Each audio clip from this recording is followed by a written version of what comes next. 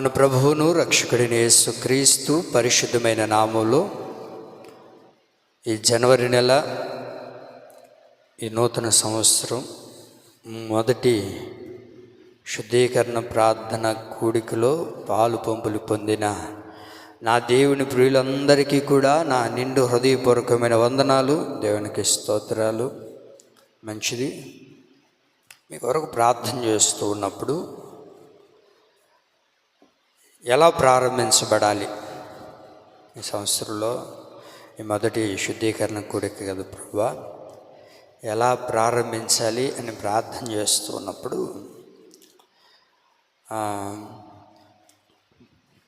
మనం ఏమంటూ ఉంటామంటే, తరచుగా మనం ఏం మాట్లాడుతూ ఉంటామంటే ఇలా మాట్లాడతాం. ఎంతకాలంరా నేను బ్రతికేది, నేనున్నంత కాలమే కదా, నేనున్నంత కాలమే కదా నేను చూసుకోగలుగుతాను, నేనున్నంత కాలమే కదా ఏదైనా మంచి అయినా చెడైనా ఏదో బాగోగులో ఓగోగులో అన్నీ చూసుకోగలుగుతాను, ఎంతకాలమని నేను చెప్పగలుగుతూ ఉంటాను, ఎంతకాలమని నేను నిన్ను భరిస్తూ ఉంటాను, ఎంతకాలమని నిన్ను ఇలా నేను మోస్తూ ఉండాలి అనే మాటలు మనం తరచుగా మాట్లాడుతూ ఉంటాం, వింటూ ఉంటాం కదా.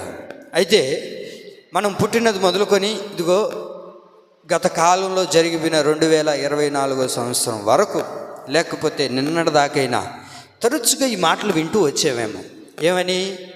ఎంతకాలం నేను నిన్ను భరించేది, ఎంతకాలం నీతో చెప్పేది, ఎంతకాలం నువ్వు ఇలా చేస్తే ఎలాగా అనే మాటలు మనం వింటూ వచ్చాం కదా. ఈ రోజు నుంచి మన అంశాలు ఏంటంటే, ఎంతకాలం అని ఇలాగే బ్రతుకుతాను చెప్పండి. మన దైనందిన జీవితాల్లో ఈ క్రైస్తవ్యంలోనికి వచ్చిన తర్వాత, ఈ మార్గంలో మనం నడిపించబడిన తర్వాత, యేసు ప్రభు మార్గంలో నడిపించబడేటప్పుడు ఎంతకాలమని మన బ్రతుకుల్ని ఇంకా మార్చుకోకుండా, సరి చేసుకోకుండా, ఇంకా ఎంతకాలమని ఇలాగే కొనసాగించబడుతూ ఉంటాం. కనుక దేవుని ప్రియులారా, బైబిల్లో కూడా కొన్ని మాటలు రాయబడి ఉన్నాయి.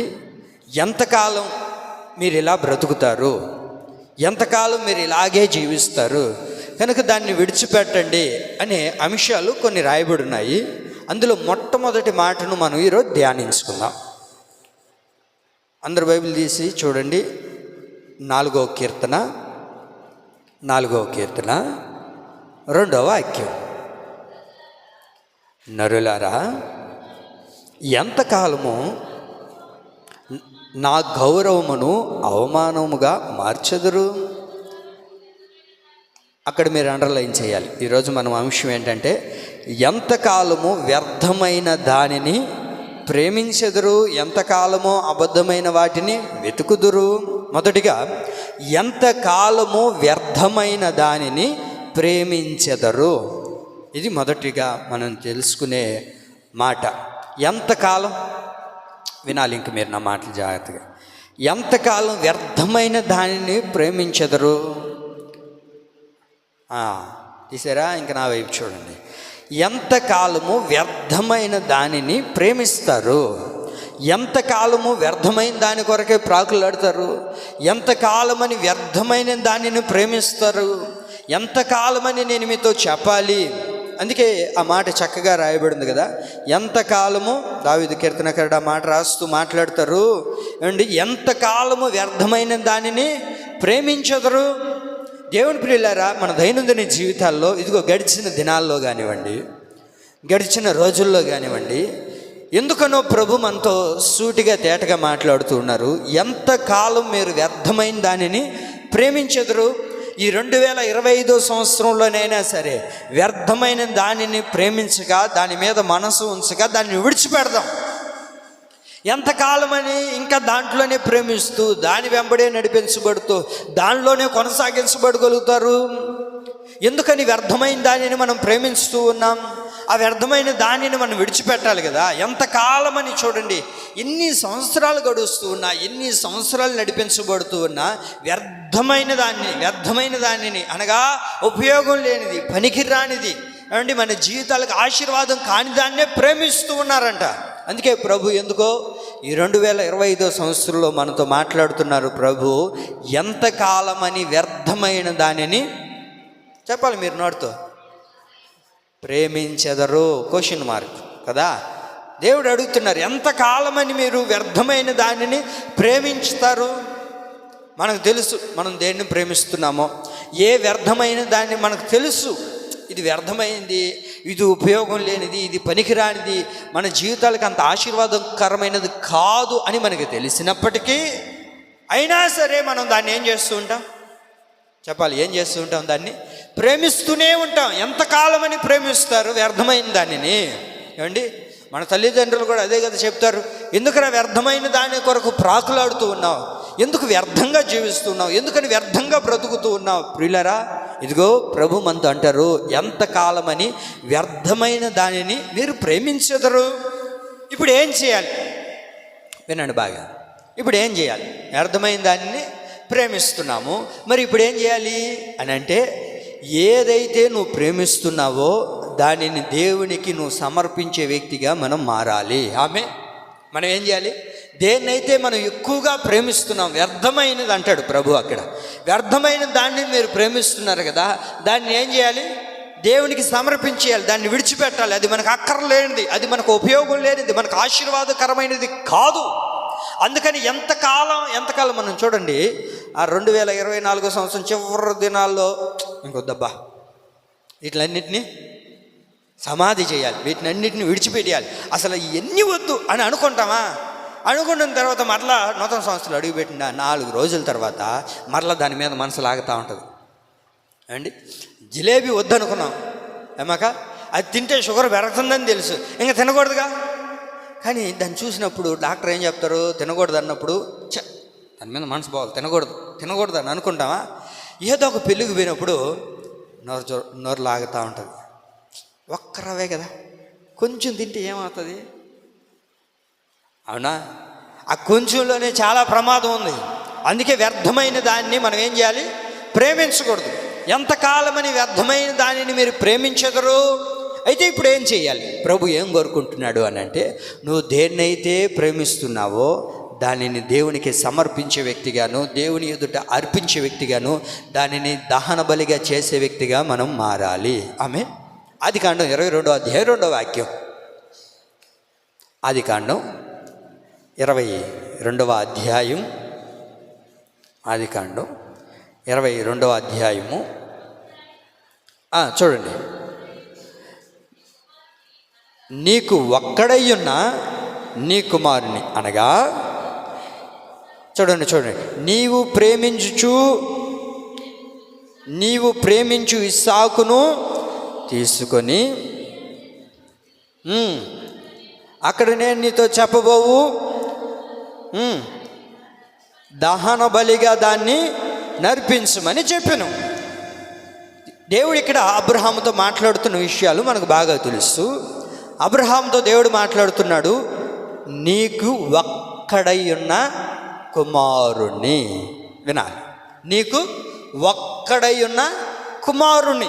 అప్పుడు ఆయన నీకు ఒక్కడై ఉన్న కుమారుణ్ణి, ఎందుకని నీకు ఒక్కడై ఉన్న నీ కుమారుణ్ణి నీవు ఎక్కువగా ప్రేమిస్తూ ఉన్నావు. అతను నాకేం చేయాలి? చెప్పండి, నాకేం చేయాలి?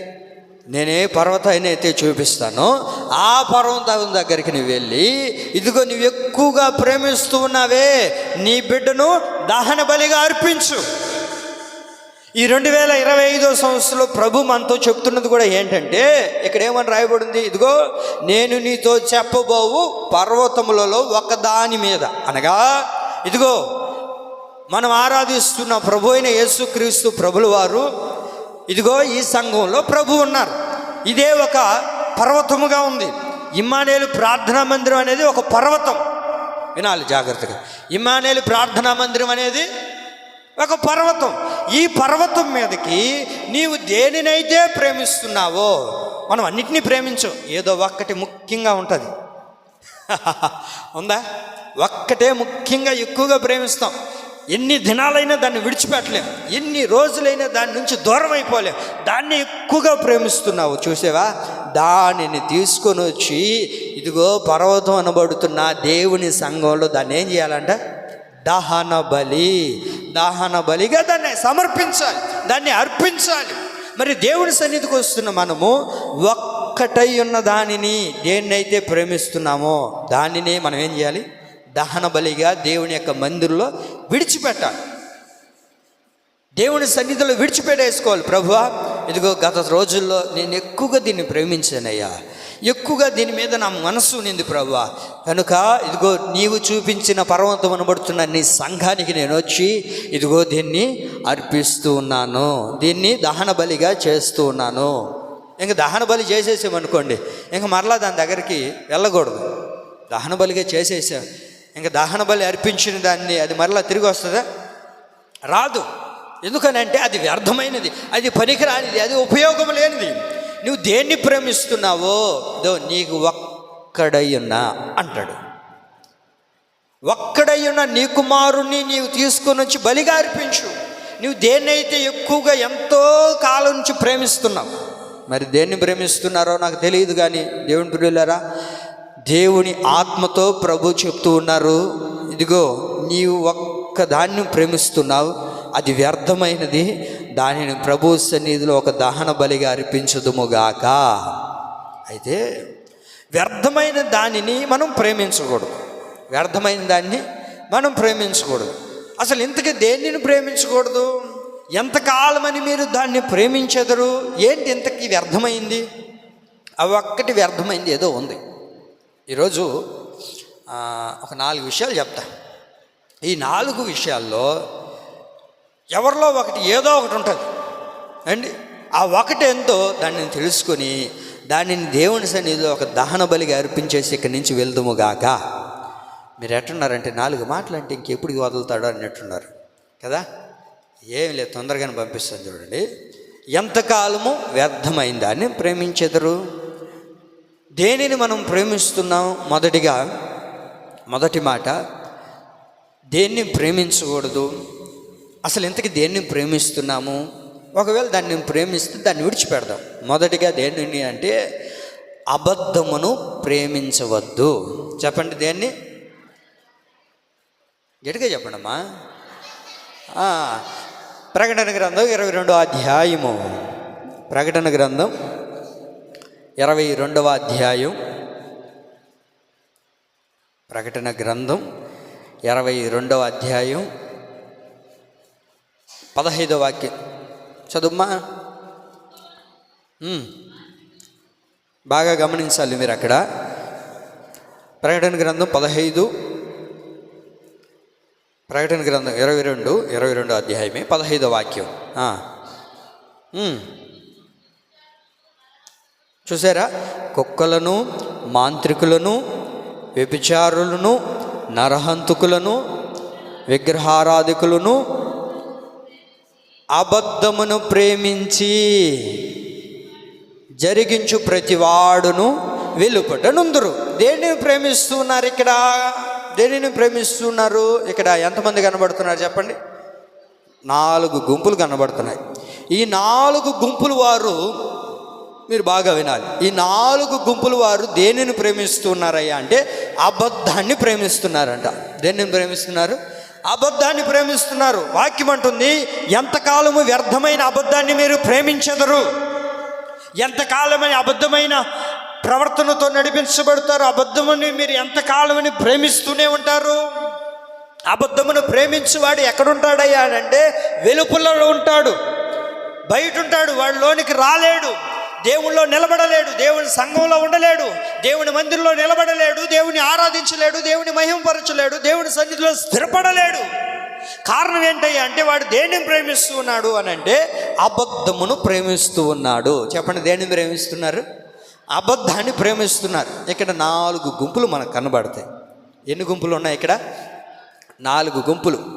ఒక్కొక్క గుంపుని నేను చెప్తాను చూడండి, క్లుప్తంగా నేను చెప్తాను. ఒక్కొక్క గుంపు ఏంటంటే, ఒక గుంపు ఏమో ఎవరంట? ఫస్ట్ ఏమని ఉంది అమ్మా?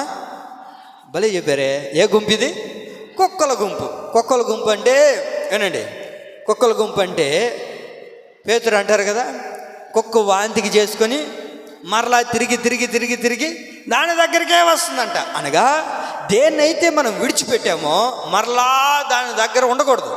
మరలా విడిచిపెట్టిన దాన్ని, వదిలేసిన దాన్ని, ఇంకా మనకు అక్కర్లేదు అనుకున్న దాన్ని మరలా దాని దగ్గరికి వెళ్ళామనుకోండి, దాన్ని తింటూ ఉన్నామనుకోండి, లేకపోతే అదే పరిస్థితుల్లో ఉన్నామనుకోండి, ఇప్పుడు మనం ఎవరు అయ్యా అంటే చెప్పండి.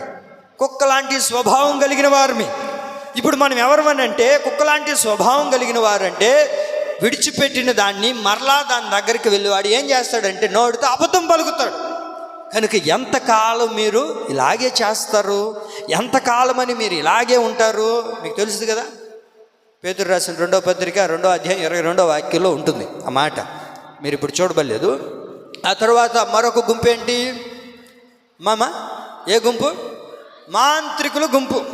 ఈ మాంత్రికుల గుంపు ఏంటంటే వినాలి, మాంత్రికుల గుంపు ఏంటంటే ఉన్న వాటిని లేనట్లుగా, లేని వాటిని ఉన్నట్లుగా చెప్పేవాళ్ళు మాంత్రికులు కదా. మాంత్రికులు అంటేనే అదే కదా, ఉన్న వాటిని లేనట్లుగా, లేని వాటిని ఉన్నట్లుగా పుట్టిస్తారు. మనం ఎన్నో చూసాం, ఎన్నో విన్నాం కూడా. నేను మీకు చెప్పాల్సినంత కూడా పని లేదు, ఎందుకంటే ఎన్నో ఎన్నో ఎన్నో గొప్ప గొప్ప జ్ఞానులు, చదివిన వారు, ఏమండి అందచందాలు కలిగిన వారు, పేరు ప్రఖ్యాతులు కలిగిన వారు ఎందుకంటే మీ బిడ్డలను చంపేశారు అని అంటే నేను మీకు ఆ మధ్య చెప్పాను. ఎవరో మాంత్రికుడు చెప్పాడంట, మీరు ఇట్లా చంపేసుకుంటే, ఒకరినొకరు చంపుకుంటే మరలా పునర్జన్మం వస్తుందని చెప్పాడంట. ఆ పునర్జన్మం వచ్చింది లేదు, చచ్చింది లేదు. ఏమండి భర్త పోయా, ఏమండి 2 బిడ్డలు పోయా, అవునా కదా. ఇదేంటంటే ఉన్న వాటిని లేనట్లుగా, లేని వాటిని ఉన్నట్లుగా చెప్పే మాంత్రిక స్వభావం కలిగిన వారు. వీళ్ళు కూడా ఏం చేస్తూ ఉంటారయ్యా అంటే దాన్ని ఎంతకాలం విడిచిపెట్టలేరు, అబద్ధాన్నే ప్రేమిస్తూ ఉంటారు. వాళ్ళనే కాదు, ఈ రోజున క్రైస్తవులో కూడా ఉన్న వాటిని లేనట్లుగా, లేని వాటిని ఉన్నట్లుగా చేసి ఏమండి అబద్ధాలతో కూడుకుపోతూ ఉన్నారు. ఎంతకాలం మరి మీరు వ్యర్థమైన అబద్ధాలని ప్రేమిస్తారు? దానిని మనం విడిచిపెట్టాలి, దానిని మాట్లాడకూడదు. అబద్ధాలను మనం ఏం చేయాలి? వదిలేయాలి. అబద్ధాలను మనం ప్రేమించకూడదు. ఎందుకంటే క్లుప్తంగా చెప్పుకుంటూ వెళ్తున్నాను. 3వ గుంపు ఏంది అమ్మా? ఏ గుంపు అది? వ్యభిచారం చేసే గుంపు. వ్యభిచారం చేసే గుంపు అంటే ఏమండి ఒక స్త్రీతోనే పాపం చేయాల్సిన అక్కర్లేదు. మత్తయి సువార్త యేసుక్రీస్తు ప్రభుల వారు పలికిన మాట. మత్తయి సువార్త 5వ అధ్యాయము 28వ వాక్యాన్ని మనం చూడగలిగితే, మత్తయి సువార్త 5:28 చూడండి. నేను మీతో చెప్పినది ఏమనగా,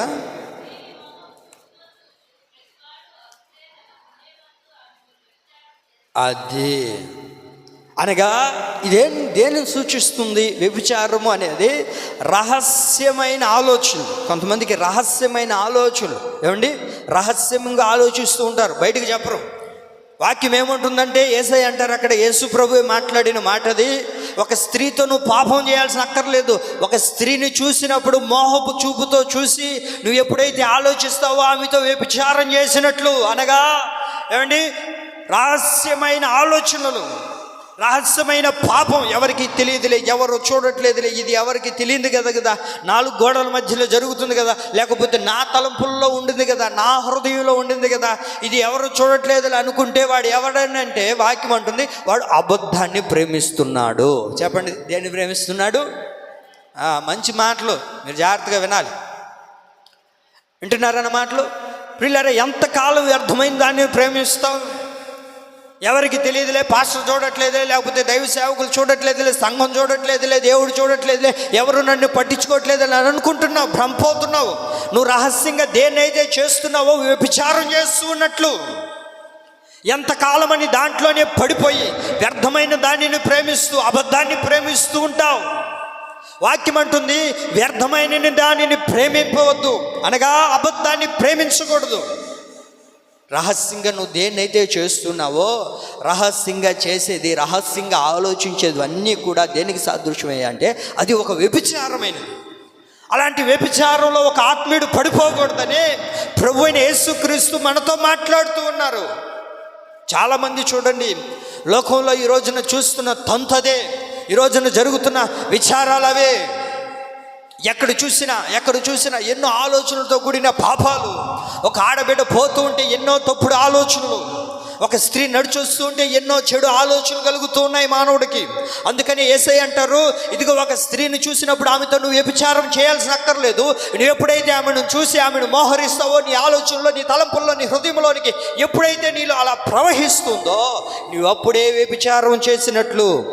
లేదండి నేనేం తప్పు చేయలేదండి, నేను ఎప్పుడు కూడా కూడుకోలేదండి, నేను ఎప్పుడు వ్యభిచారం చేయలేదండి అంటే వాక్యం ఏమంటుందో తెలుసా? నువ్వు ఎప్పుడైతే ఆలోచిస్తావో అలా ఆలోచించినప్పుడే నువ్వు పాపం చేసినట్టు.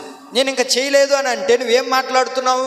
అబద్ధాన్ని మాట్లాడుతూ ఉన్నావు. అందుకే ప్రభు అంటారు, ఎంతకాలము వ్యర్థమైన అబద్ధాలు నువ్వు ప్రేమిస్తావు, ఎంతకాలమని అబద్ధంతో కూడిన మాటలతోనే మాట్లాడుతూ నడిపించబడుతావు. కనుక దాన్ని విడిచిపెట్టి దేవుని సన్నిధిలో దాన్ని దహన బలిగా అర్పించుదుముగాక. మరొక గుంపు ఏముంది అమ్మా? ఏ గుంపు అది?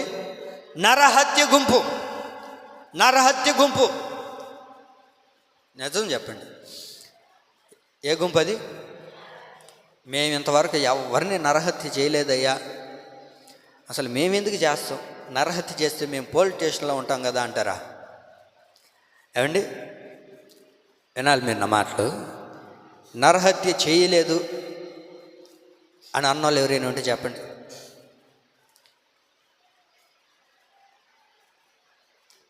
ఏంది ఒకరినొకరు చూసుకుంటున్నారు? అబద్ధం ఆడకూడదు. ఇప్పుడు అదే కదా మనం చెప్పుకుంటున్నాం, అబద్ధాన్ని ప్రేమించవద్దు. నరహత్యకులు, ఇది 4వ గుంపు కదా. ఎవరు వీళ్ళు? నరహత్యకులు. నరహత్య చేసే వాళ్ళంటే కత్తి తీసుకొని వచ్చి పొడి చేసేది కాదు ఏమండి, అది కాదు. చదవండి, మీరు వాక్యం చదవండి. యోహాను రాసిన మొదటి పత్రిక, యోహాను రాసిన మొదటి పత్రిక, యోహాను రాసిన మొదటి పత్రిక 3వ అధ్యాయము 15వ వాక్యం. యోహాను రాసిన మొదటి పత్రిక 3వ అధ్యాయము 15వ వాక్యంలో, తన సహోదరుని ద్వేషించువాడు నరహంతకుడు. వా, సుశీలమ్మ తల్లి ఎట్టుంది మాట? ఘాటుగా ఉంది కదా. నరహత్య అంటే కత్తి ఎత్తుకొని పోయి పొడి చేసి చంపేసి రాయితో పగలగొట్టడంగా తలకాయలు. నరహత్య అంటే వాక్యం అంటుంది, నీ సహోదరుని అనగా నీకు తెలిసిన వారినైనా, నీ బంధువులైనా, నీ అన్నదమ్ములైనా, నీ రక్త సంబంధికులైనా, నీ ఇరుగు పొరుగు వారినైనా, ఎవరినైనా నువ్వు ద్వేషిస్తున్నావు అని అంటే నువ్వెవడివి? అది ఈ నరహత్య చేసేవాళ్ళు అనగా ద్వేషించేవాళ్ళు ఎవరయ్యా అంటే అబద్ధికులు. అబద్ధాన్ని ప్రేమించేవారు. వినాలి, అబద్ధాన్ని ప్రేమించేవారు ఎవరు? నరహంతకులు. నరహంతకులు అంటే ఎక్కడుంటారు వీళ్ళు? రాజమండ్రి సబ్ జైల్లో ఉంటారా? మన మధ్యలోనే ఉంటారు. ఎట్టా? మనతో ప్రేమగా మాట్లాడతారు, మనల్ని ప్రేమగా పలకరిస్తారు. అక్క, మా జ్యోతక్క, అట్టే ఉంటుంది పిలుపు. ఆ తర్వాత కదా పక్కకు పోయి కదా ఎంత ద్వేషిస్తారో. ఏమండి, ఎంత ద్వేషంతో కూడిన మాటలు మాట్లాడతారో. వీరు ఎవరయ్యా అని అంటే వాక్యం ఏమంటుంది? వీళ్ళెవరు? నరహత్య చేయవారు. నీ సహోదరుని ద్వేషించువాడు, తన సహోదరుని ద్వేషించువాడు నరహంతకుడు. సంఘంలో ఉన్న వారిని నువ్వు ద్వేషించినా నువ్వెవరివి? నరహంతకురాలివే, నరహంతకుడివే. బయట ఉన్న వారిని ఎవరినైనా సరే నువ్వు ద్వేషిస్తున్నావు అని అంటే నువ్వెవరైనా అర్థం? నరహంతకుడివి, నరహంతకుడివి. మన వాళ్ళు అనుకుంటారు, నేను నరహత్య చేయలేదు, నరహత్య చేయకపోతే పరలోకం నాదే కదా. అబ్బే, ఆ నరహత్య కాదమ్మా. నువ్వు ఎవరినైనా ద్వేషిస్తున్నావా? మీ అత్తను ద్వేషించినా అమ్మా, అత్తను నిన్ను ద్వేషించినా నరహంతకురాలే. అండి, మామను ద్వేషించినా, లేకపోతే ఇంట్లో వాళ్ళు ఎవరినైనా సరే, లేకపోతే అలాగే మన బంధువులు, మన రక్త సంబంధికులు, మనకు తెలిసిన వారు ఎవరైనా సరే వారిని ద్వేషిస్తున్నాము అని అంటే, ఏమండి, వారిని ద్వేషిస్తున్నాము అని అంటే మనం ఎవరమో తెలుసా? చెప్పండి చెప్పండి, ఎవరు? నరహంతకులమేనండి. నరహంతకుడు ఏం మాట్లాడతాడయ్యా అంటే అబద్ధాన్నే పలుకుతాడు, అబద్ధాన్నే పలుకుతుంటాడు. వాళ్ళనే ప్రేమిస్తుంటారు కొంతమంది. ఇంక ఏదైనా వచ్చిందా వేరే వేరే చెప్పండి మీరు, వేరే వాళ్ళు వస్తే, వేరే వాళ్ళు అంటే మనందరిది ఏ కులం చెప్పండి? ఏ కులం మంది? ఏందంట అమ్మా, ఆడకబాబాకు తల్లి, మంది ఏ కులం అయ్యా అంటే యాజకులమే. చెప్పండి, ఎవరు మనం? ఏ కులం మంది? యాజకులం మనం. ఏమండి, అర్థమవుతుందా? మనం అందరం ఎవరుమి? యాజకులము. ఆ కులం మంది. మీరు అనుకుంటుంది కదా దాన్ని సమాధి చేయాలి, అది మనకు అక్కర్లేనిది, మనకు పనికిరానిది, ఉపయోగం లేనిది, దమ్మిడి ఆదాయం కూడా లేదు దానివల్ల.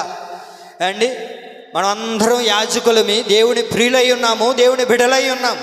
యేసయ్య రక్తం చేత కడగబడిన మనం అందరం కూడా సహోదరులమై ఉన్నాము. కనుక దేవుని సన్నిధిలో ఎవరిని కూడా నీవు ద్వేషించకూడదు. లోకములో ఉన్న వారిని ఎవరిని కూడా నువ్వు ద్వేషించకూడదు. అలా ద్వేషించావు అని అంటే నువ్వెవరివి? నరహత్య చేసేవాడివి, నరహత్య చేస్తున్నవాడు అని అర్థం. కనుక దేవుని ప్రియులారా, మనం ఎన్నడూ కూడా ఎప్పుడు కూడా ఏమండి నరహత్య చేసేవారిగా ఉండకూడదు. అనగా ఇతరులని ద్వేషించకూడదు. ఇతరులని ద్వేషించేమా మన నోటితో మనం ఎప్పుడు ఏం పలుకుతుంటామో తెలుసా? అబద్ధాన్నే ప్రేమిస్తూ ఉంటాం. వాడు ఎక్కడుంటాడయ్యా అంటే దేవుని రాజ్యంలో ఉండడండి, వాడు వెలుపట ఉంటాడని వాక్యంలో ఉంది. కనుక ప్రియులారా, ఆ తర్వాత ఏమనుంది? ఏ గుంపు ఇది? విగ్రహారాధన గుంపు. విగ్రహారాధన అంటే నువ్వు ఎక్కువగా దేన్నైతే ప్రేమిస్తుంటావో అదే విగ్రహారాధన. విగ్రహారాధన అంటే వినాలి. విగ్రహారాధన అంటే నువ్వేదో పెట్టుకొని దాన్ని పూజించి సాంబ్రాన్ని వెలిగించి టెంకాయ కొట్టాడు, అది కాదు విగ్రహారాధన అంటే. వాక్యం ఏమంటుందంటే విగ్రహారాధన అంటే నువ్వు దేవుని కంటే దేన్ని ఎక్కువగా నువ్వు ప్రేమిస్తున్నావో అదే విగ్రహారాధన. నువ్వు మనుషులు ఎక్కువగా ప్రేమిస్తున్నావు, అది ఒక విగ్రహారాధన. నువ్వు డబ్బును ఎక్కువగా ప్రేమిస్తున్నావు, అది ఒక విగ్రహారాధన. విగ్రహారాధన చేసే వ్యక్తులుగా మనం ఉండకూడదు. అలా విగ్రహారాధన చేస్తున్నారు అని అంటే ఈ 5 గుంపుల వారు ఎవరయ్యా అంటే అబద్ధమును ప్రేమించువారు. మీరు ఒకవేళ మీకు అర్థం కాకపోతే మరలా యూట్యూబ్లో ఉంటుంది, వినండి. మరొక గుంపు ఎవరు? విగ్రహారాధన గుంపు. అనగా ఎవరినైతే ఎక్కువ ప్రేమిస్తూ ఉంటారో, ఎవరినైతే ఎక్కువగా ఏమండి పూజిస్తూ ఉంటారో, ఇంక వాళ్ళ ధ్యానంలోనే ఉంటారు. ఇదే ఒక విగ్రహారాధన. వీళ్ళందరూ 5 గుంపులు వారు దేనిని ఎక్కువగా ప్రేమిస్తూ ఉంటారయ్యా అంటే అబద్ధమును ప్రేమించువారు. ఈ అబద్ధమును ప్రేమించువారు ఎంతకాలం మీరు ఇలాగే బ్రతుకుతారు, ఎంతకాలమని ఇలాగే జీవిస్తారు. కనుక మనం ఏం చేయాలో తెలుసా? ఆ అబద్ధాన్ని మనం విడిచిపెట్టాలి. వ్యర్థమైన దానిని ప్రేమించకూడదు. వ్యర్థమైన దానిలో మొదటిగా ఏంది? అబద్ధాన్ని ప్రేమించకూడదు. రెండోదిగా చూడండి, దేనిని ప్రేమించకూడదు అని అంటే బహుమానాన్ని ప్రేమించకూడదండి. దేనిని ప్రేమించకూడదు? ఎలాంటి బహుమానం చూద్దాం బైబిల్లో. పేతురు రాసిన రెండో పత్రిక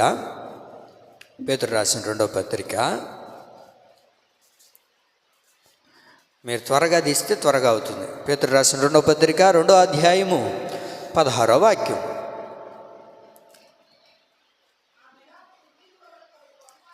చూడండి, ఆబిలాము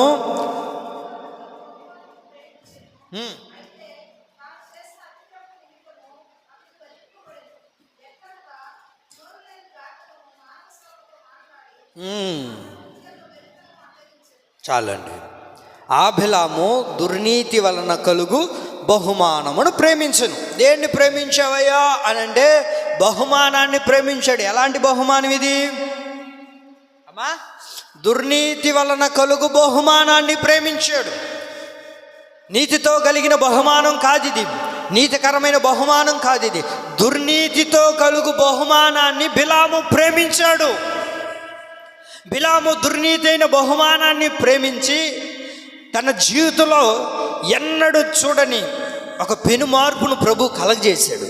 ఆ విషయాలు మనకు బాగా తెలుసు. అక్కడ రాయబడి ఉన్నాయి కదా. బిలాము ఏం చేశాడు? దుర్నీతి వలన కలుగును బహుమానం ప్రేమించును, అయితే తాను చేసిన అతిక్రమం నిమిత్తం అతడు గద్దింపబడిను. ఎట్లనగా నోరు లేని ఒక గాడిదతో ఏమండి దేవుడు మాట్లాడించాడు. దానికి కారణం ఏంటయ్యా అంటే దుర్నీతి వలన కలుగు బహుమానాన్ని ప్రేమించాడు. దేవుని ద్వారా వచ్చే బహుమానాన్ని మాత్రమే మనం ప్రేమించాలే కానీ ఏమండి దుర్నీతితో కలుగు బహుమానాలని ప్రేమించకూడదు. ఎంతకాలమని మీరు దాన్ని ప్రేమిస్తారు? ఎంతకాలమని దుర్నీతితో కూలిన బహుమానాన్ని ఆశపడతారు? మీరు బాగా వినాలి. ఈ రోజుల్లో జరుగుతుంది అదే. నూతన సంవత్సరం రోజు పెట్టగానే బేబీ ఏం కావాలి నీకు? కోరుకో. నాకేం కావాలి? నాకేం వద్దులే బేబీ, నీకు మనీ ఎక్కడి నుంచి వస్తాయి? అట్లా కాదు, చెప్తే తీసిస్తాను కదా.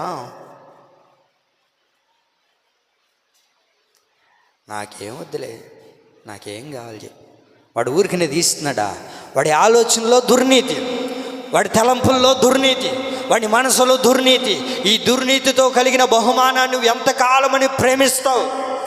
ఎవడో ఏదో తీసిచ్చాడని. ఎవరు తీసిచ్చారు ఈ టెడ్డీ బేరీ? ఫ్రెండ్. ఏ ఫ్రెండ్?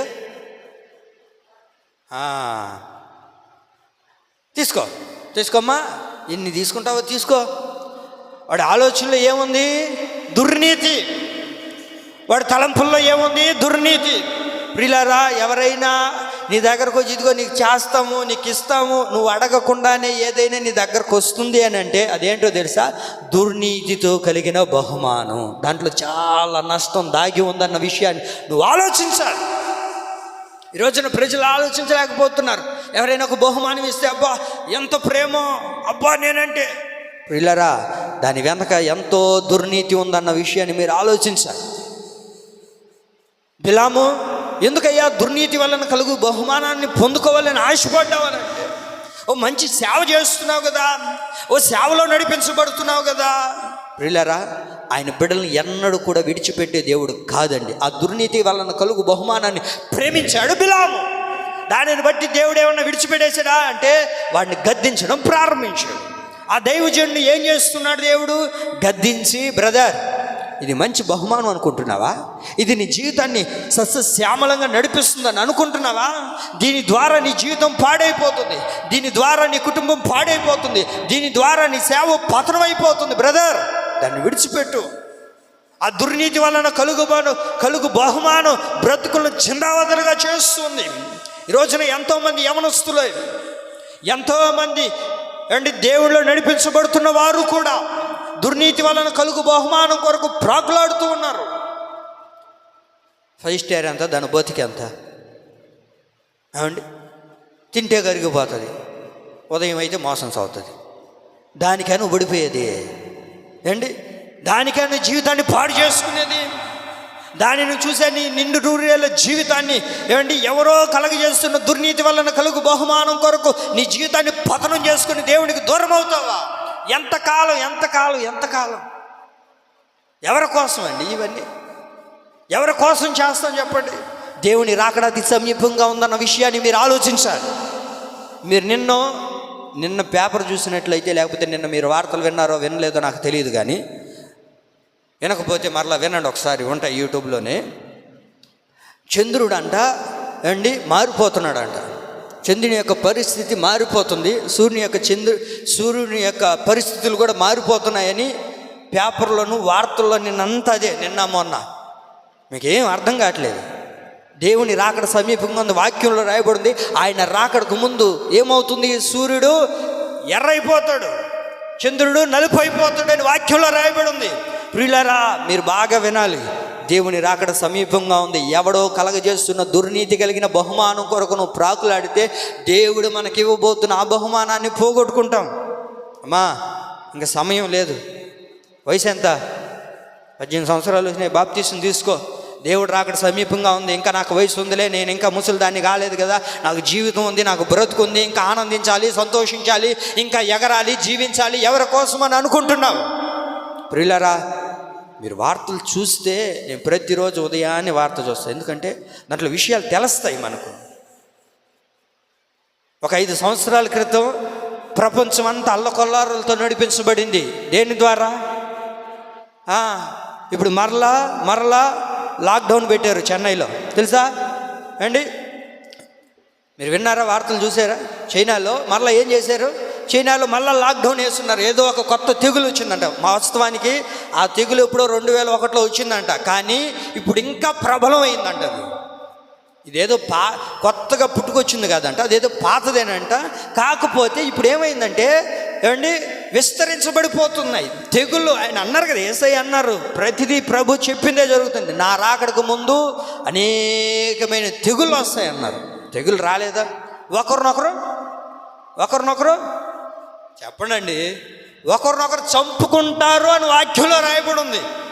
ఒకరికి మీద ఒకరికి, ఒక దేశం మీదకి ఒకరికి యుద్ధం జరుగుతాయని రాయబడింది. అవన్నీ జరగట్లేదంటారా? ఎన్ని జరగట్లేదు యుద్ధాలు? మీరు వార్తలు చూడాలి. అదే, వార్తలు చూడడంలో తప్పేం లేదు.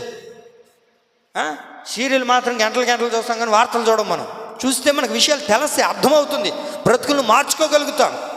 చూసారా నిన్న మొన్న నడి రోడ్డు మీదే అందరూ చూస్తున్నారు. 10 గంటల సేపు అదే వార్త చెప్తానే ఉన్నాడు. నాకేం అర్థం కాదు, జరిగిందే చిన్నది. 10 గంటల సేపు అదే వార్త చెప్తున్నాడు అయ్యగారు.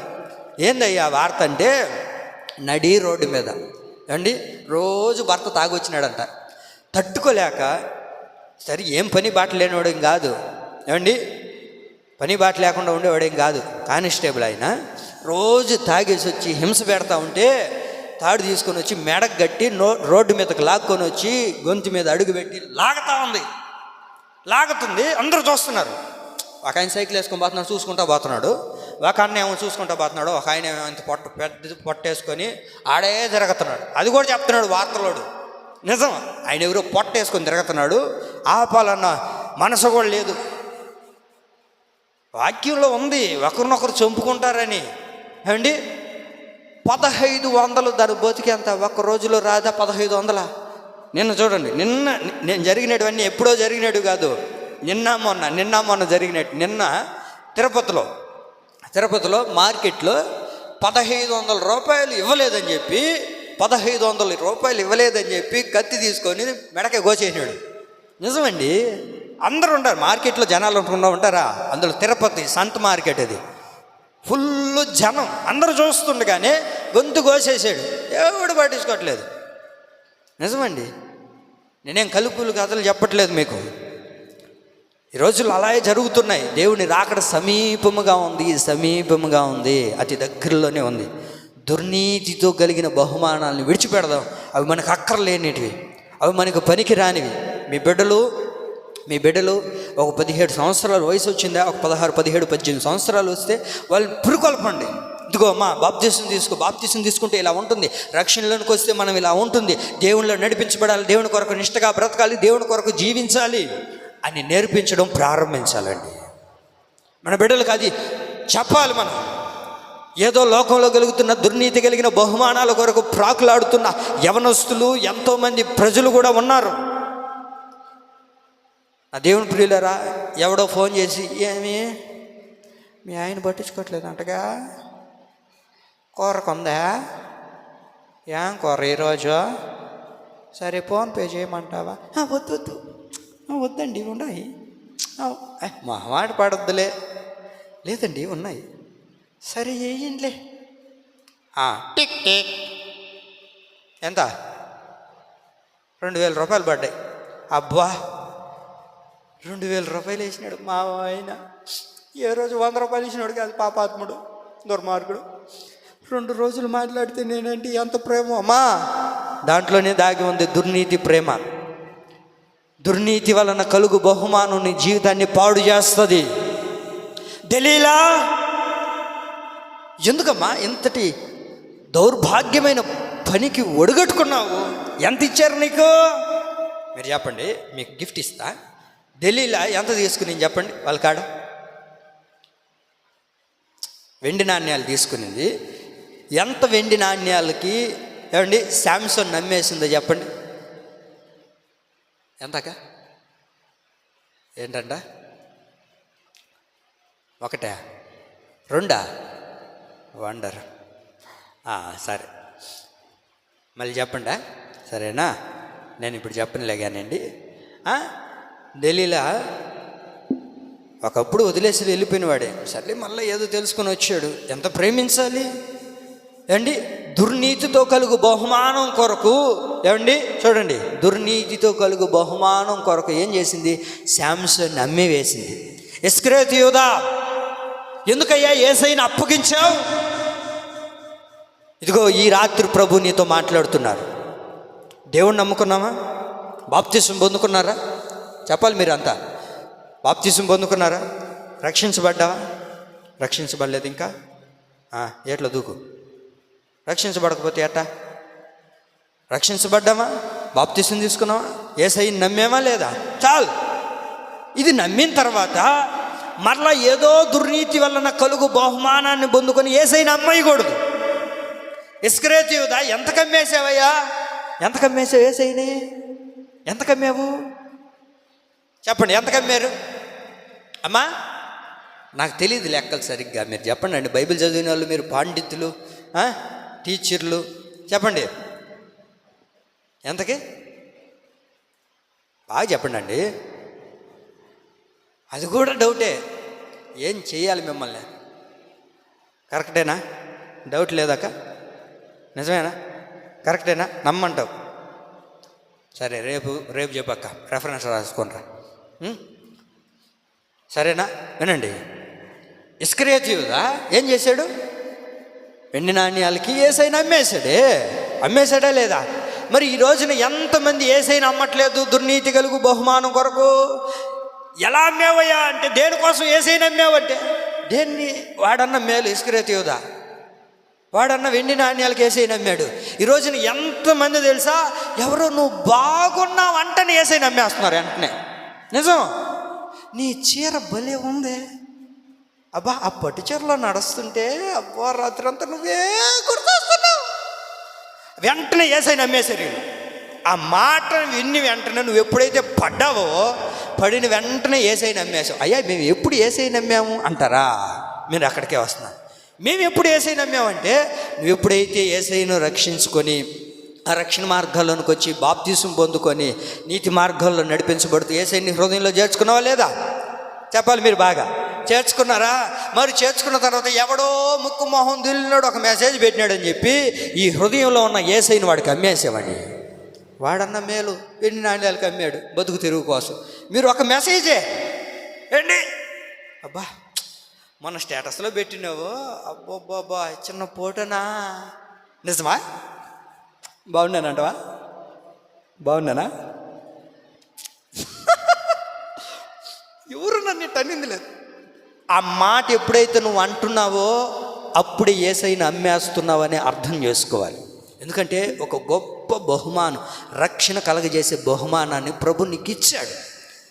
ఆ బహుమానం కొరకు చూడకుండా దుర్నీతి వలన కలుగు బహుమానం ఉంది చూసారా?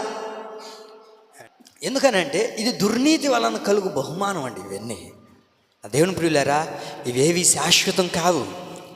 మన యేసయ్యను ఇలాంటి చిన్న చిన్న మాటలకు, లేకపోతే చిన్న చిన్న వాటికి ఎవరో చిన్నగా మెప్పులు పొందామని దాని కొరకు కలుగు బహుమానం కొరకు యేసయ్యను అమ్మేయకూడదు. మన రక్షణ భాగ్యాన్ని విడిచిపెట్టకూడదు. వస్తాయి ఎన్నో మంది మన దగ్గరకు వచ్చి దుర్నీతి కలగజేసే బహుమానాన్ని మనకు కలగజేస్తారు. అయితే దానిని ఎన్నడూ కూడా విడిచిపెట్టే వారిగా ఏమండి, ఎప్పుడు కూడా యేసయ్యని విడిచిపెట్టకుండా మన దైనందిన జీవితాల్లో ప్రియులారా దుర్నీతి వలన కలుగు బహుమానాన్ని మనం ప్రేమించకూడదు. మూడో మాట చెప్తాను చూడండి త్వరగా. మూడోదిగా దేనిని ప్రేమించకూడదయ్యా అంటే, నేను ఈ మాట చెప్పి ముగిచ్చేస్తాను చూడండి. సుఖభోగమును ప్రేమించకూడదు. దేనిని ప్రేమించకూడదు? ఎంతకాలము సుఖభోగమును ప్రేమిస్తూ ఉన్నారు కనుకనే సుఖభోగాన్ని ప్రేమించొద్దు. తిమోతికి రాసిన 2వ పత్రిక 3వ అధ్యాయం 4వ వాక్యంలో మీరు చూడగలుగుతారు. తిమోతికి రాసిన 2వ పత్రిక 3వ అధ్యాయం 4వ వాక్యం. త్వరగా చదవండమ్మా, టైం లేదు.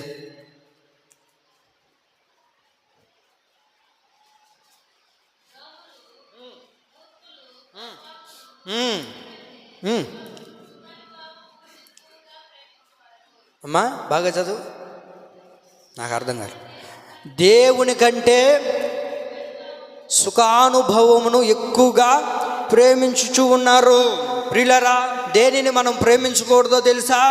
దేవుని కంటే ఎక్కువగా ఈ రోజున సుఖాన్ని ప్రేమిస్తున్నారు. సుఖానుభవము. సుఖంగా బ్రతకడం తప్పు లేదండి, వినాలి. సుఖంగా బ్రతకడంలో తప్పు లేదు, కానీ సుఖానుభవం ఉండకూడదు. వింటున్నారా? సుఖంగా బ్రతకడం దేవుడి యొక్క ఉద్దేశం. అది ప్రతి ఆత్మీయుడు కూడా ఎలా బ్రతకాలి? సుఖ సౌభాగ్యాలతో బ్రతకమని వాక్యంలో రాయబడింది. కానీ సుఖానుభవం కలిగిన వాడు ఉండకూడదు. ఇంకా దాంట్లోనే జీవితాంతం దేవుని కంటే సుఖానుభవంగా జీవించాలని ఆశపడకూడదు. అందులో మనం గమనించగలుగుతాం, ధనవంతుడిని లాజర్ను మనం చూడగలుగుతాం. ధనవంతుడు ఎప్పుడు కూడా సుఖానుభవంతోనే బ్రతికాడు. వాడు ఎక్కడికి వెళ్ళాడు అంటే నరకానికి వెళ్ళాడు. ఎంతకాలమని అలాగే బ్రతుకుతాం. అయితే లాజర్ను మనం అడగగలిగితే, బ్రదర్ నువ్వు ఇలాంటి దౌర్భాగ్య స్థితిలో ఉన్నావు కదా అని అంటారు, అయ్యా నేను సుఖంగా బ్రతుకున్నా, సుఖానుభవం నాకు అవసరం లేదు. ఉన్న దాంట్లోనే సుఖంగా బ్రతుకుతున్నారు. ఈరోజు కష్టం రావచ్చు, నష్టం రావచ్చు, ఇబ్బందులు రావచ్చు, కానీ ఏదో ఒక రోజున నన్ను ఒక ఉన్నతమైన స్థానంలో నా ప్రభు నన్ను ఉంచుతాడు. అక్కడ నేను జీవించాలి, అక్కడ నేను ఉండాలని నేను ఆశపడుతూ ఉన్నాను. ప్రియులారా, అందును బట్టే ధనవంతుడు సుఖానుభవంతో బ్రతికాడు గనుకనే, దేవుని కంటే సుఖానుభవంగా బ్రతికాడు గనుకనే ఏమయ్యాడు? నరకానికి పాత్రుడయ్యాడు. అయితే మీరు ఇక్కడ గమనించాల్సింది ఏంటంటే, ధనవంతుడికి దేవుడి గురించి తెలియదంటే దేవుడి గురించి తెలుసు. దేవుడు అంటే తెలుసు, మందిరం తెలుసు, ప్రార్థన తెలుసు, అన్నీ తెలుసు కనుకనే ఆ నరకంలో ఉన్నప్పుడు ఏమంటాడు? అబ్రహామైన నా తండ్రి అంటాడు. అన్నాడా లేదా? అబ్రహామా నా తండ్రి అన్నాడు అంటే ఈయన ఏదో ఒక రోజు చర్చికి పోయినట్టేగా అండి, మందిరానికి తిరిగిన వాడేగా. అయితే ఈయనకేముంది? సుఖానుభవం. దేవుని కంటే ఎక్కువగా ఏముంది? సుఖానుభవం. ఏం పోతాంలే మందిరానికి, ఏం పోతాం, చూద్దాంలే, వెళ్దాంలే. సుఖానుభవం కలిగిన వారు ఆదివారం అయితే ఎక్కడ ఉండాలి? మనం మందిరంలో ఉండాలి.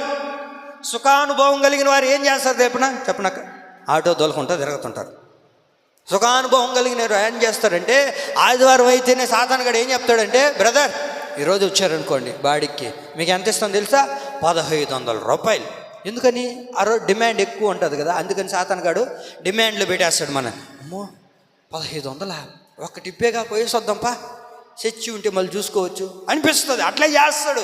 దీనికి కారణం ఏంటంటే సుఖానుభవం. సుఖానుభవంతో జీవించిన ధనవంతుడు ఏమయ్యాడయ్యా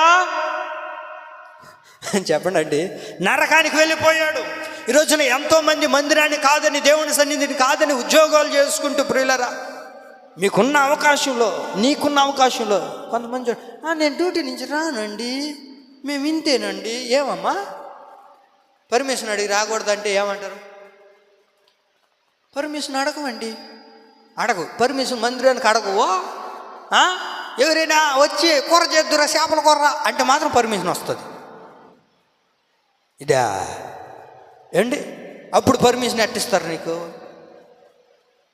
ప్రియులారా, సుఖానుభవంతో నడిపించబడిన ధనవంతుడు ఏమయ్యాడంటే నరకాని పాలైపోయాడు. అగ్నిగుండానికి ఆహుతైపోయాడు. అందుకని యేసుప్రభు ఆ మార్గం గుండా వెళ్తూ ఉంటే ఒకడు పరిగెత్తుకుంటూ వచ్చాడు. వస్తుంది, సద్బోధకుడా, నీ పరలోక రాజ్యానికి వెళ్ళాలంటే నేను ఏం చేయాలయ్యా అని అన్నప్పుడు యేసయ్య మాట్లాడారు, ఇదిగో ఆజ్ఞలు పాటించండి, అవి నా చిన్నప్పటి నుంచి చేస్తున్నానయ్యా అని అంటే, దేవుడు అన్నారు వెంటనే, ఇదిగో అయితే నీ దగ్గర ఉన్న ధనాన్ని బేదలకు పంచిపెట్టి నన్ను వెంబడించు అన్నాడు. ఎందుకంటే యేసయ్యని వెంబడించాలి అంటే ఏం విడిచిపెట్టాలి చెప్పండి? ధనాన్ని విడిచిపెట్టాలి. ధనం అంటే సుఖానుభవం. సుఖానుభవాన్ని విడిచిపెట్టి నన్ను వెంబడించు. ఏం ప్రభువా, నేను వెంబడిస్తే మాకు తినడానికి ఆహారం ఉండదే, ఇంకా దాని కొరకు ఎదురు చూడాలి. నువ్వు ఎప్పుడు చేస్తావో? 3 రోజులు మాత్రం పోస్తుండాలి, 4వ రోజు పెడతావు, అంతేనా? యేసయ్య దగ్గరకు వస్తే అండి ఎన్ని రోజులు? 3 రోజులు కొండ మీద ఉన్నారు, 3 రోజులు ఆహారం పెట్టాడు దేవుడు. 3 రోజులు ఉపవాస ప్రార్థన పెడతావు ప్రభు, అయ్యని మనం కుదరదు ఆయన. మిమ్మల్ని వదులుతాను ఈ సంవత్సరం తీర్మానం చేసుకున్నా. యాక్చువల్గా నేను కూడా ప్రతి సంవత్సరం 3 రోజులు ఉపవాస ప్రార్థన ఉంటాను. కాబట్టి ఈ మధ్య నాకు కొంచెం ఆరోగ్యం సహకరించట్లేదు, అందుకని ఉపవాసాలు తగ్గించి ఈ సంవత్సరం మాత్రం చివరిలో 3 రోజులు ఉపవాస ప్రార్థన పెడతా యేసు నామములో. ఎవరు వచ్చినా రాకపోయినా 3 రోజులు ఉపవాస ప్రార్థన. మీరు రండి, రాకపోండి, అది దేవుడికే. అర్థమైందా? మధ్యలో కూడా ఉంటాయి, మధ్యలో ఏదో ఒక రోజున నియమించుకొని పెట్టుకుంటాను. నాకు నేను పరిశుద్ధపరచుకోవాలి, ఎందుకంటే నా దేవుడి దగ్గరికి వెళ్ళినప్పుడు నేను లెక్క చెప్పుకోవాలి కాబట్టి కదా, అంతేనా? అది దేవుడికి మహిమ కలుగును గాక. కాబట్టి వాడు ఏం చేశాడు? ధనాన్ని విడిచిపెట్టలేకపోయాడు. వెంటనే ఏమైంది వాక్యాలు అంటే, ముఖం ముడుచుకొని వెళ్ళిపోయాడంట. ఏమైందాక? ముఖాన్ని చిన్న పుచ్చుకొని వెళ్ళిపోయాడు. మనం ఏదైనా చెప్పామనుకోండి, మందిరానికి రండి అని, మేము రామండి, వచ్చే ఇవన్నీ పోతాయి మాకు. ప్రియులరా, సుఖానుభవం కలిగిన వాడు ఎప్పుడు కూడా దేవుని సన్నిధిలోనికి రాలేడండి. ప్రియులరా, సుఖానుభవాన్ని ప్రేమించవద్దు అని వాక్యంలో రాయబడింది. ఇప్పటికి ఎన్ని మాటలు చెప్పాను? 3 మాటలు. ఒక్క మాట చదువుకొని 4వ మాట మనం ముగించుకుందాం. మళ్ళీ ఈ ఒక్క మాట ఎప్పుడు చెప్పేది కదా? నాకు అదేందో అన్నీ ఏవైతే చేసినానో అన్నీ కొద్దిగానే తినేయాల, లేకపోతే తృప్తి ఉండదు. అందుకని ఇప్పుడు ఈ 4వ మాట తీసుకెళ్ళానుకో అసంతృప్తిగా ఉంటుంది. ఎందుకని కదా? 4వదిగా దేన్ని ప్రేమించకూడదు అని అంటే, ఎంతకాలం మీరు దీన్ని ప్రేమిస్తారు, దీన్ని ప్రేమించరు. 4వదిగా చీకటిని ప్రేమించొద్దు. యోహాను సువార్త 3:19. త్వరగా చదువు నాయన. యోహాను సువార్త 3:19. యోహాను సువార్త 3:19.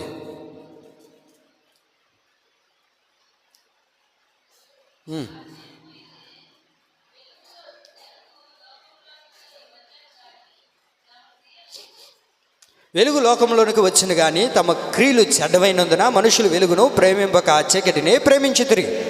దేనిని ప్రేమిస్తున్నారు మనుషులు? చీకటిని ప్రేమిస్తున్నారు. వెలుగు లోకంలోనికి వచ్చింది, వెలుగు లోకంలోనికి వచ్చింది కానీ మనుషులు వెలుగును ప్రేమింపక చీకటినే ప్రేమిస్తున్నారు. ఎందుకని చీకటిని ప్రేమిస్తున్నారు అని అంటే వాక్యంలో రాయబడింది, మనుషులు వెలుగును ప్రేమింపక చీకటినే ప్రేమిస్తున్నారు. కారణం ఏంటంటే క్రియలు చెడ్డవైనందున. ఏమైనందున అమ్మా? క్రియలు చెడ్డవైనందున చీకటినే ప్రేమిస్తున్నారు, వెలుగును ప్రేమించలేకపోతున్నారు. క్రియలు చెడ్డవైపోయాయి. క్రియలు ఏమైపోయినాయి అంట? చెడ్డవైనందున ఏం చేస్తున్నారు? వెలుగును ప్రేమింపక చీకటిని ప్రేమిస్తున్నారు. కారణం ఏంటి? ఏదో చెడు క్రియల్లో ఉన్నారు, దేవుని ప్రేమించట్లేదంటే దేవుడి మందిరానికి వస్తారు. దేవుని ప్రేమిస్తే దేవుడి మందిరానికి వస్తారు, దేవుని ప్రేమించకపోతే దేవుడి మందిరానికి రారు. అంతే, అవునా కదా? దేవుని ప్రేమిస్తున్నారు అని అంటే దేవుని మందిలో కనబడతారు, దేవుని మందిరానికి వస్తారు. చెడ్డ క్రియలు కలిగిన వారు వెలుగును ప్రేమించరంట. చెడ్డ క్రియలు కలిగిన వారు దేన్ని ప్రేమిస్తారు? చెప్పండి, దేన్ని ప్రేమిస్తారు? చీకటినే ప్రేమిస్తూ ఉంటారు, చీకటినే వెంబడిస్తూ ఉంటారు, చీకటిలోనే ఉంటారు. ప్రియులారా, ఈ రాత్రి ప్రభు మనతో అంటారు, ఎంతకాలం మీరు చీకటిని ప్రేమిస్తారు? ఎంతకాలం చీకటితో కూడిన క్రియలు, చెడ్డవైన క్రియలు మీరు ప్రేమించి చీకటినే ప్రేమిస్తూ ఉన్నారు. ఆ చీకటి క్రియలు విడిచిపెట్టండి. ఆ చీకటి క్రియల్లో నుంచి బయటికి రండి. ఆ చీకటి క్రియలు ఏవి నీలో దాగి ఉన్నాయో, నీలో చీకటి ఎక్కడ కలుముకొని ఉందో, ఏ చీకటి క్రియలు నీలో ప్రవహిస్తూ ఉన్నాయో దానిని యేసు నామములో మనం విడిచిపెట్టుదుముగా. యోహాను సువార్త 12:26 చూడండి. యోహాను సువార్త 12:46.